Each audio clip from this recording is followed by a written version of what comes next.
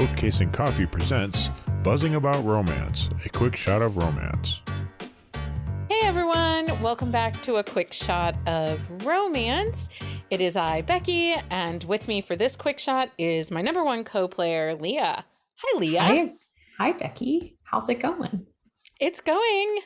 Okay, I just have to say before we get into all of this, you kind of broke me with this book this week. But you loved it. I did love it. And I'm super excited to talk about it. So quick shots of romance in October will have a theme of the dark romance. Maybe these are antiheroes, grumpy men with dark past, or maybe even the unexpected hero. In keeping with this theme on this episode, we are reviewing Little Dove by Layla Frost. And this was my first book by this author. Yeah. And recommended by you. It was recommended by me because it's a really good book. It's really good. Okay, Leah, read us the Goodreads synopsis so we can talk about all of the goodness in this book. Okay. Where do I begin? Oh, yeah. Once upon a time. Isn't that how all good fairy tales start? And Maximo and I were definitely a fairy tale, not the cleaned up, sanitized ones where life's problems were solved with a smile and a song. We were the old school kind, the twisted tales packed with murder, violence, and tragic beginnings.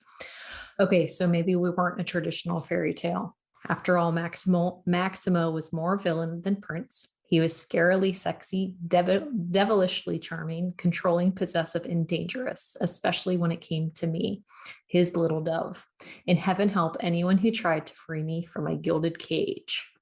Warning, recommended for readers 18 plus. This book features graphic language, sex, violence, and a daddy obsessed with his little dove. If this doesn't sound like your kind of fairy tale, this may not be the book for you.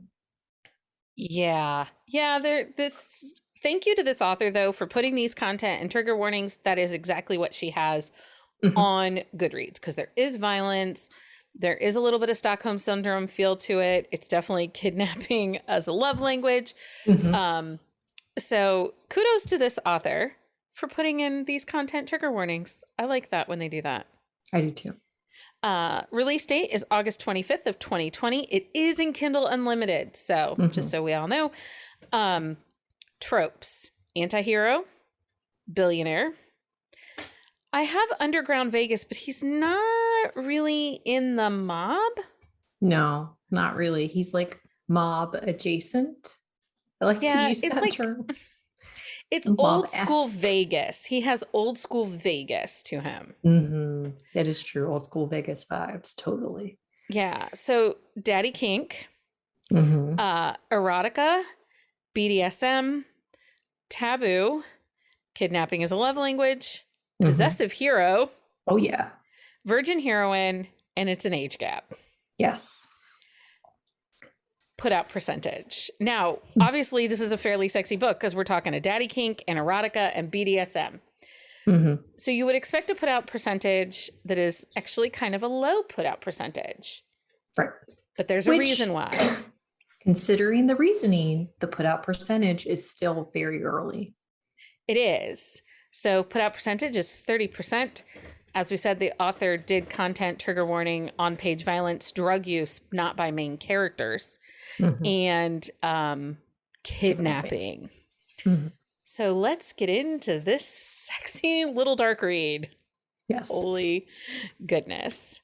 So one thing, this is a standalone. So you do like that she has no other books that tie into this one. Which makes me a little sad at the end. I would like Ash or the other guy. His security details. Yeah. I should send her a message and be like, hey, so I'm just curious. Could we get some stories here? I do think we need to start this review with not every book is for everybody. This is true. This story begins on Valentine's Day, which is Juliet's, the main heroine's, 17th birthday. Yes. 17th, but there is no physical contact of any kind aside from like talking between the characters until she is 18. Yeah. So that's when we hit the taboo side of it, other than kidnapping and holding her kind of hostage in the world. She is only 17 at the start of the book. And so that is something that we should absolutely keep in mind, that, like we said, not every book is for everybody. Okay, so let's start with Juliet, the main heroine. Raised by a super scummy, swarmy father, Seamus. Yes. Yeah, he's just terrible. Like she has fended for herself most of her life and has had to basically take care of him. Like she's the child, but she takes care of him. Like he makes her go and like pick him up when he's drunk or high, or she's more the parent in that relationship, which is he's terrible. He makes his living training boxers, but he also fights in underground fighting. He's a gambler, a drinker, and a cheat. As you read this book, you have no love loss for the father at all. No. Like, so the opening scene is the father being murdered by Maximo in front of Juliet. In front of Juliet. Well, she's hiding in the pantry. I mean, it's pretty much in front of her. Yeah, pretty much. There's a really great line that she has that I think kind of gives her whole who she is. I don't need a charming prince by my side. I need a villain at my back.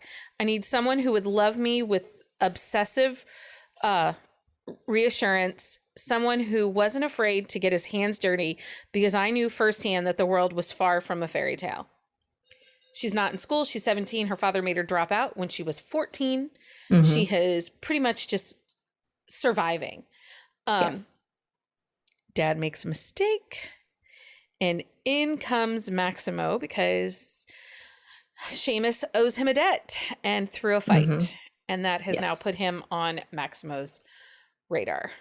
Yeah, because Maximo, he does not like liars. Like that is like one of his big things. Like you don't lie to him. Like no lying.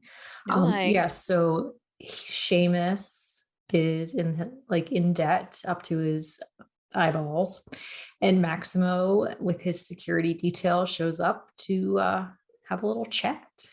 Yeah. And he's there to rectify the situation with Seamus. Seamus is taken care of. Juliet is hiding in the pantry, comes out and surprises the men because who accidentally pull a gun on her. I don't think they remembered or realized he had a daughter, because she was very sheltered. Like he kept her pretty much hidden from everything. Like she was a big part of like his life because she had to take care of him and like take care of things for him. But he never let her like out into the world.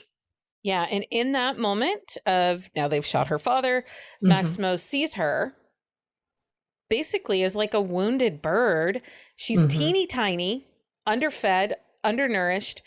Her clothes are not, I mean, they're as clean as she can keep them, but they're not great. Maximo makes the choice to bring her with them. Yes. And so thus it goes. Let's talk about Maximo a little bit. Okay. So he was born into privilege. His parents were kind of shitty, but his grandfather was a good man. So he inherited his original businesses from his grandfather, and he has expanded that empire, so to speak. And he works in the gray, as you can see in the opening scene of the book. But like the gray is like where he's comfortable at. He's a businessman. Like he doesn't do. I mean, he kills people if they cross him, but aside from that, like he doesn't do a lot of bad things, which I mean, it's kind of an oxymoron. I kill people, but I'm not bad. That's where the like true anti-hero comes in, like because he's bad, but he's not bad at the same time. He's not. He himself comes from privilege. And he owns these casinos and resorts in Vegas that were started by the great grandfather. So I think that's where the old school Vegas vibe from him comes in, because, you know, he learned from his grandfather. Well, and it was like that was ingrained in him. Like this is the way his grandfather ran his business. Like he even talks about like how worthless his father was. And like if his father had inherited the businesses, like they would not have survived. But his grandfather's like business acumen is like how he deals with stuff and how he runs things. So he just is keeping that like natural tradition going. And Maximo is kind of an ass. I mean, Mhm. he doesn't like liars, so he doesn't No. deal with bullshit. He runs a very tight ship. His staff is very respectful of who he is. Mhm. And so you expect this fairly rigid guy, and he kind of brings some big swoony moments He into the does. story. But one thing you do notice though, like yeah, he has certain expectations of his employees, especially those who work really closely with him. But you can feel and read the respect that they have for him also. Um, so there's a slight give and take. Like, yes, he is the boss. Yes, he has expectations, but he does not expect them to not have opinions at the same time. Like he might not pay attention to those opinions, but like he knows what those opinions are and he does listen to them. And like there's a mutual respect in the fact that they understand how he processes things and he like respects the fact that they're there to help him. Like Yeah. he has saved some of them. And so they show that back for him. For sure, he has saved some of them. Mhm. And, you know, one of the first people that Juliet encounters is this housekeeper that comes and brings her food. Mhm. And she's delightful. She is She a is. delightful character in this story, kind of the mother figure that They all need. but Juliet has Mhm. never had because her mother left her when she was an infant. But Juliet takes something upon herself, and it's early days. So I think she's maybe been with Maximo maybe a month at this point. Mhm. And she has an escape attempt. Yes. And he lives in Vegas, so he lives in a house on land outside of Vegas. So, you know, people, desert. Yes. Desert. Mhm. It does not go well. It is not a great attempt, but when Maximo finds her hours after she has left and is Mhm. on the brink of hallucination and not faring so well in the desert, some of his protectiveness comes in. And this is when we kind of get into that daddy kink, that Mhm. that desire to keep her safe. Mhm. But he does something super jackassness in after her escape attempt to pay her back, because He he takes does. her to the hospital, he gets her medical help that she needs, brings her back to his compound. And one of the first things that happens when she first comes to live with him, the housekeeper asks, "What are the things you do not like?" Mhm. And it's like turkey, rosemary, thyme, white Tuna. bread, and tuna. Like, it Mhm. wasn't big bad stuff. It was pretty like, okay, we can live without these things, right? I mean, I'm not a big fan of the rosemary, so I understand Yeah. that dislike. For like 10 days, he feeds her nothing but this food. And if she Mhm. doesn't eat it and egg whites. She has to eat egg whites. And I don't think she loves eggs. Yeah, like scrambled. Like she'll eat Yeah. them in things, but like she doesn't like it, the texture of like the egg itself. Egg. But yeah, so her punishment is the housekeeper is no longer around. Right. And the security guys are the ones that bring her food trays. And what she doesn't eat of like the rosemary potatoes and the tuna sandwiches, it comes back later in the day. Yeah. And so she kind of just stops eating. And then she finally is like, I give up. Like, you Yeah. win. What do you want from me? I have Yeah. no more fight left in me. And they come to an understanding. Yes. They come to an understanding. And this kind of kicks off the virgin or the daddy kink. We haven't talked much about the virgin trope part of it, but this is what kicks off Maximo and Juliet's the daddy relationship. And we're just going to talk about these things a little bit because we do want you to join us over on Patreon for our Buzzing After Dark notes and stuff like that we'll get a little more in depth about that kind of stuff. First of all, I do want to say Layla Frost did an amazing job handling this virgin trope. Mm-hmm. It was not treated as this was like a gift to him or that he had to be extra cautious and care. I mean, he was, but in a caring for my partner kind of way, not that, oh, you're a virgin and now I have this treasured gift.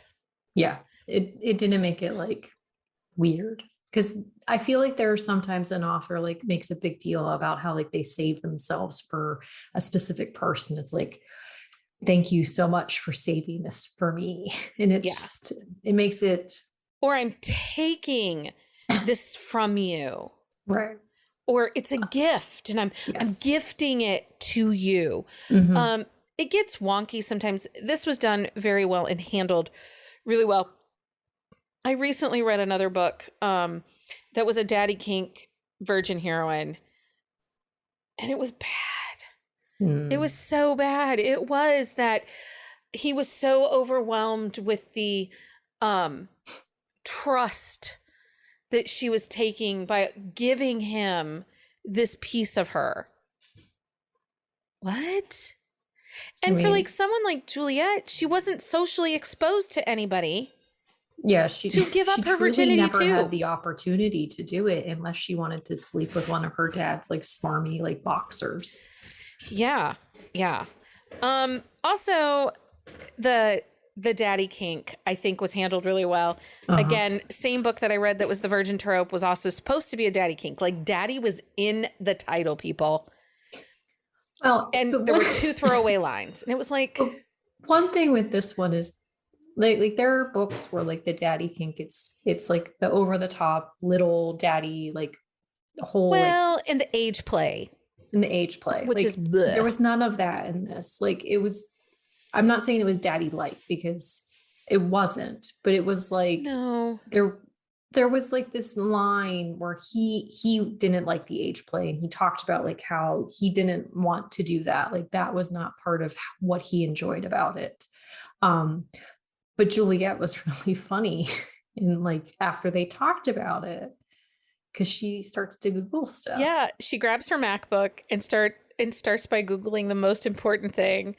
Daddy kink equals daddy issues ? And I loved that because so this was not a daddy kink about, oh, she's a little girl and I'm her daddy. It wasn't anything like that. This was more about, there was a mutual respect.